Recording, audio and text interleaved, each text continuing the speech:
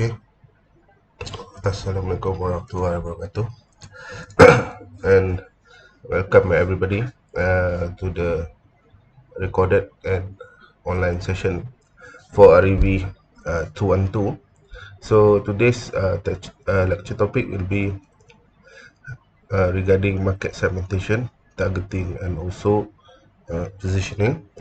So the objective for the lecture today is to give you exposure relating to market segmentation in real estate marketing, and number two is for you to gain comprehension regarding market targeting in the real estate market. Okay, so the outcome, number one, is for you to learn regarding various bases for market segment, and then number two is of course you need to gain comprehension or understanding based on the market targeting. So dalam bahasa mudahnya pecahan-pecahan pasaran yang ada di luar sana lah, pecahan-pecahan dari segi produk, dari segi pengguna dan sebagainya. Okay, so the first one is that we need to see what is the key steps in designing a customer driven marketing strategy, whereas the three key steps that we have identified is that we need to look into segmentation, the targeting, and also the positioning itself. And number two, this will assist you as a marketer in arranging the company's marketing mix, and based on the definition by Kotler et al. 2009, the market is actually the set of actual and potential buyers of a product or service. Okay, so this is the steps. The first one, market segmentation. Yang pertamanya is the process of subdividing into distinct customers who behave the same way or have similar needs. So market segmentation is the process of viewing a heterogeneous market as consisting of a number of smaller and homogeneous parts called segments. So dalam bahasa yang kita nak permudahkan adalah kalau kita lihat pasaran ini ada customer yang mempunyai preference ataupun keperluan yang sama. Kalau kita tengok dalam real estate product, contohnya seperti perumahan, dia duduk di kawasan geografi yang sama, contohnya seperti di Seri Skandar. Jadi duduk di Seri Skandar ni, kawasan geografi yang sama, jenis properti yang ditawarkan pun lebih kurang sama, iaitu rumah teras satu tingkat, rumah teras dua tingkat, ataupun rumah semi-D, rumah berkembar. Jadi mereka-mereka yang mempunyai keperluan yang sama, kebiasaannya Seri Skandar ni adalah bandar ilmu ataupun bandar akademik. Mereka yang bekerja di sini kebanyakannya bekerja di dalam institusi pendidikan seperti di universiti ataupun di college. Jadi kemampuan membeli perumahan dan juga keperluan untuk membeli itu tidaklah terlalu tinggi, dan kita perlu ingatlah bahawa mereka yang bekerja di bidang pendidikan ni tidak semestinya semua di peringkat ahli akademik ataupun pensyarah. Jadi kita pun mempunyai pelbagai staf-staf sokongan seperti kerani, pembantu operasi, pemandu dan sebagainya. Jadi sebagai seorang marketer ni, kita perlu lihatlah di mana produk-produk yang kita boleh tawarkan kepada mereka. Okay, so kalau anda tengok di dalam gambar rajah yang disediakan di dalam lecture slide ni, so ada pelbagai jenis manusia daripada berbagai latar belakang, tetapi kita perlu pecahkan mereka lah kepada jenis yang mempunyai keperluan yang sama, jenis keperluan yang sama seperti macam kita lihat tadi lah. Mereka yang bekerja di Seri Skandar of course akan memerlukan tempat tinggal dan juga perumahan lah. Cuma dari segi kemampuan mungkin tidak semua boleh digolongkan sebagai T20, di mana yang mempunyai kemampuan yang tinggi untuk membeli rumah berkembar ataupun rumah banglo. Jadi mereka yang berada di level M40 ataupun B40, mereka ini pilihan produk yang boleh dibeli juga adalah terhad. Jadi basis of segmentation yang kita perlu membezakan di sini lah. So kalau kita lihat ada yang berkenaan dengan geographic segmentation. So geographic segmentation is based on the actual location itself. The location, geographic mean the location, the place, the physical place where you are staying. If you are in Seri Skandar, or even if you are outside the campus, in your hometown probably, so that is actually the difference. So geographic segmentation is an important aspect for real estate because the prices of real estate product is not going to be the same. So if you compare Seri Skandar and also property in Shah Alam, Shah Alam, the property prices is double or even triple than the property prices in Seri Skandar. That is because even though the same build material, the same construction method and everything, but the price of land is different. Harga tanah itu tidak sama. Harga tanah di Shah Alam sudah tentu lebih mahal berbanding di Seri Skandar. So kalau kita lihat di sini lah, so divide the market into nation, states, city and also climate. But for Malaysian context, the climate previously we are tropical country, we are still tropical country, but we are ever more changing into seasonal monsoon. Even the monsoon effect is different on the west coast and also in the east coast is different. So right now at the end of the year in the east coast in Kelantan, Terengganu, Pahang, usually there will be some heavy rain and flooding as compared to the west coast such as Perak, Selangor, Penang, Kedah and others. Okay, so number two, the density segmentation. So of course we look at the number of people per square kilometers. So if you look into urban areas such as the city of Ipoh, the number of people per square kilometer will be higher as compared in suburban areas such as Batu Gajah, and of course rural areas like the nearest one here we can consider Bota, Lambor, so that is still considered rural area ataupun kawasan luar bandar, kawasan kampung. So kalau penduduk di Bota tu mungkin per square kilometer tu ada 20 orang saja, berbanding di Ipoh tu per square kilometer ada lebih kurang 1,500 orang. So that is also how we define whether it's an urban, suburban or even a rural area. And then number three is that understanding the needs, the preferences and also the sensitivity of the local people. So keperluan, preference dan juga apa yang mereka agak sensitif lah. Kalau you buat satu projek perumahan di Bota tapi in the center of the taman perumahan tu you bina satu tokong, so kata untuk semua penganut agama kita bina tokong, sebelahnya kuil, kuil sebelahnya masjid.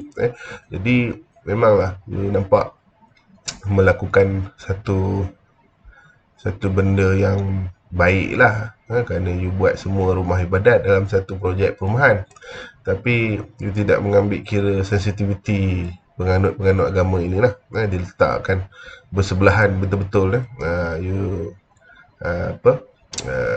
mungkin mendatangkan sedikit pergeseran dan sebagainya sekiranya berlaku salah faham dan sebagainya. But this is what you need to understand, because perception can do a lot of influencing in purchasing decision. Nak beli rumah tu tengok, oh you punya taman perumahan ni you tak ada buat surau, whereas the majority of the buyer is in voter is Muslim. You don't offer up that kind of place, worshipping place to them, that they want. So that will also affect. So therefore you need to understand what is the local preferences first before you start offering up projects to them. Okay. So demographic, so this is actually looking at the population itself. So kita population manusia ni kita tengoklah di Malaysia kan. Di Malaysia kita ada populasi sebanyak hampir 35 juta orang. So 35 juta orang ni ada pelbagai usia, gender, dua ataupun dia nak identify diri dia lebih daripada dua tu, you kena take note jugalah. The income level, so right now we are comfortable in using the definition of T20, M40, B40. I think that is a simplified way to look at income level, so it's easier to categorize them. Ethnicity, religion, so of course we know we have multiracial and multi-religious population here in Malaysia, and we respect them all. Okay. And family life cycle, so family life cycle ni dia macam sama ada you ni dah berkahwin atau bujang, ataupun berkahwin tanpa anak, berkahwin dengan anak, berkahwin dengan berapa ramai anak, ada 2, 3, 4 orang, dan usia anak itu pun mempengaruhi jugalah. So kita tengok ada anak yang mungkin masih lagi bersekolah rendah, ada anak yang dah memasuki peringkat universiti, dan juga anak yang dah dewasa yang keluar daripada keluarga dia, ataupun this is an aging population, maknanya there's a lot of retiree yang dah berpencen, yang dah berusia golden age. Kalau kita kira sebagai golden age atau usia pencen di Malaysia adalah 60 tahun dan ke atas.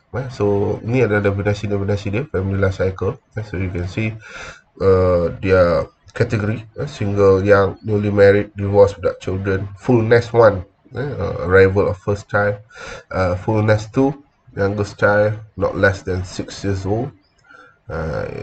So if I can categorize myself as under full nest 2, 2 children, and then the youngest child of mine is still about 3.5 years old. So full nest 3, children are leaving school. This is in the near future. Empty nest 1, children already left home. So this is what maybe is happening to your family, because you are outside of your family circle right now, and then you have already attended university. So technically you are leaving the family nest. Empty nest 2, one member of household retire, divorced with children, or older single people. So this is something that you need to consider into the segmentations. Okay, psychographic. So we're looking into psychographic. This is actually a little bit on the internal part of the individuals. So we can see their attitude, their belief, their preferences, even their level of knowledge. We can look based on the level of education. So higher level of education usually means higher level of income, and they have different preferences. So if you are somebody who is a university graduate, and then you have a good cushy job as an officer or as a professional, so of course you don't want, you tak nak lah beli rumah yang berkualiti rendah ataupun rumah yang dirasakan lebih sesuai kepada golongan B40 lah, pendapatan yang bottom 40 ni. So maybe you will try to find a more comfortable uh, residential area to live in. Mungkin you nak cari satu sekurang-kurangnya satu pangsapuri kos sederhana ataupun apartment ataupun condominium. So that is in urban area lah. Kalau duduk di suburban area mungkin boleh dapatkan landed house, but usually in urban area right now, so it's going to be a little bit difficult in getting suitably priced landed house, and the only options might be you need to find strata homes only. So you need to divide the market based on the way people think, and the variables are difficult to be measured. This is something because it's the actual people's perception, their personality, how you are going to measure personality, their motives, their lifestyle, their social class. So this is something that you need to have a lot of practice, knowledge, and also experience in determining what do people really want afterwards. Okay. And then the last one is behavioral segmentation. So relating to the consumer's purchasing behavior starting point of segmentation. So this is based on the product itself, and variables such as what is the occasion for this property sale, what is the benefit that we can get from purchasing your product. Kalau saya beli you punya property ni, saya boleh dapat apa, free kitchen cabinet ke, free air conditioning ke, user status, status yang boleh memberikan satu kebanggaan. If I buy this house in your development, will it give me a status of pride? Boleh saya tunjuk dekat social media, so I already purchase, saya dah beli rumah dengan developer ini. Okay, so usage rate, and of course brand loyalty. So as a property developer and also property marketer, so if you have a lot of experience, if you have a lot of past projects, so they will come based on the trust. Dia kata, oh company you, oh you punya company, saya saudara mara saya banyak beli you punya projek, okay, memang bagus. You punya company saya memang tunggu-tunggu, you launching je saya terus book. Itu adalah the loyalty ataupun good perception. Tapi kalau you punya company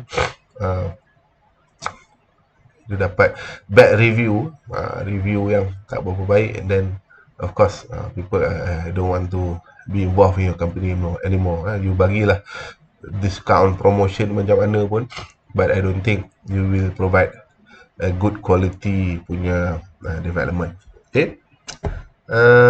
And then consumer segmentation. So some of the theories, some of the theories is that you can look into aspirers, so somebody who is always willing to pay more and look for the best value, and then 25% is cautious, traditional. So dia mindset dia contoh lah, dia kata, you nak beli rumah mesti kena beli landed, jangan sesekali beli rumah strata. Itu adalah cara pemikiran yang agak very traditional based lah.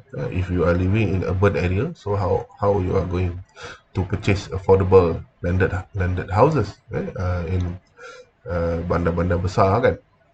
Okay, and then the comfortable, progressive, highest income, most educated. So this kind of person, uh, they don't mind. They just see what is the newest, what is the trend. They want to see what is the uh, niche area. If you provide a penthouse with a swimming pool, a private swimming pool, and so this is the things that they look into. They don't look into value. They just look into what is the best thing that money can buy. So money will not become a matter of object to them. Uninvolved, of course, they said, oh, I don't need to purchase uh, a home because I can just rely on my parents. Dia juga macam tu. Dia takkan beli pun. Dia kata, aku nak beli rumah tanah buat apa? Mak bapak aku ada rumah, ada tanah. Nanti dia orang dah tak ada, aku ambil je, aku duduk je. Tapi pemikiran-pemikiran macam ni sangatlah sukar lah. Janganlah macam tu, kerana akan mendatangkan banyak masalah. Yang biasa tengok lah dalam drama-drama Melayu kan, bergaduh, merebut tanah pusaka, rumah pusaka dan sebagainya. And then pragmatist, of course, it's okay, it's good, because they appreciate, because they feel grateful whenever they get a home. They feel grateful. Dia kata, oh, dapat rumah pun kira bersyukur, alhamdulillah. Ada bumbung, ada ruang untuk berteduh. So orang macam ni, dia tak ada masalah untuk menerima apa-apa yang diberikan kepada mereka. Cuma dia punya kekurangannya adalah mereka tidak berkemampuan untuk membeli properti dengan harga yang mahal. So biasanya mereka terima saja apa bantuan ataupun projek perumahan bersubsidi kerajaan yang diberi kepada mereka jadi akan amat bersyukur lah. Okay. So market targeting, jadi kita tengok tadi tu. Okay, undifferentiated and also differentiated. Kalau dari segi kita nak bezakan atau tak bezakan, tapi untuk teori real estate products, so usually we need to differentiate. Undifferentiated ni lebih sesuai yang di mana produk tersebut semua orang boleh pakai. Sebab tu kita tengok macam air Coca-Cola. Everybody, as a human being, you can drink Coca-Cola. I don't think there's any religion in the world that said Coca-Cola ni tak boleh minum. Cuma kalau for Muslims, alcohol is forbidden. Tapi but Coca-Cola ni, I don't think any religion will be forbidding their believers to drink Coke. So this is usually for products that is for mass market, but for real estate product, it is not suitable for undifferentiated marketing. Okay, concentrated marketing, it can be applied to real estate products, but like I said before, if you have a very niche product, an apartment with a private swimming pool for every unit, the prices of course will be through the roof.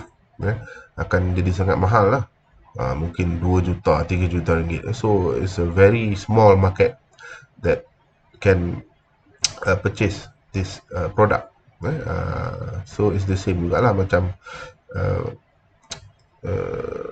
brand-brand macam ni kan, Harley Davidson beli kereta Porsche ataupun Ferrari.